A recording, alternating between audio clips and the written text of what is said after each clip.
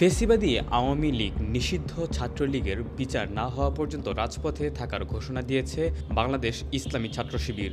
আজ শুক্রবার জুলাই গণহত্যা বিচারের দাবিতে গণমিছিল শেষে এই দাবি জানান শিবিরের নেতাকর্মীরা। জুমার নামাজ শেষে বাইতুল মোকাররম মসজিদ প্রাঙ্গণ থেকে মিছিল নিয়ে শাহবাগে যায় ছাত্র শিবির। সেখানে অবস্থান নিয়ে দলটির নেতাকর্মীরা বক্তব্য দেন।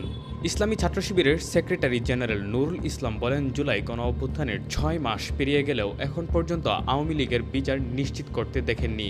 অনতিবিলম্বে এই ফেসিবাদের বিচার কার্যকর করে পরবর্তী পদক্ষেপ নিতে হবে। জনগণকে উন্নয়নের মহাসড়কে উঠিয়ে দিয়ে এ জমিনের মাটিতে তারা লুটতরাজ, হত্যা, গুম, খুন কায়েম করেছে। তথাকথিত মানববিরোধী অপরাধের নামে নির্বিচারে রাজনৈতিক বন্দীদের হত্যা করা হয়েছে। তাদের বিচার নিশ্চিত করে এ সরকারের পরবর্তী পদক্ষেপ নিতে হবে। ইসলামী ছাত্র শিবিরের দপ্তর সম্পাদক সিবগাতুল্লাহ বলেন, আমরা ভেবেছিলাম অচিরেই আওয়ামী লীগের হত্যাকাণ্ডের বিচার বাংলাদেশে হবে, কিন্তু দেখছি এখনও তাদের গ্রেফতার করা হয়নি। ছাত্রলীগ, যুবলীগের সন্ত্রাসীরা এখনও আমাদের ভাইদের হত্যা করছে। আওয়ামী লীগের বিচার নিশ্চিত না হওয়া পর্যন্ত কাউকেই ছাড় দেওয়া হবে না।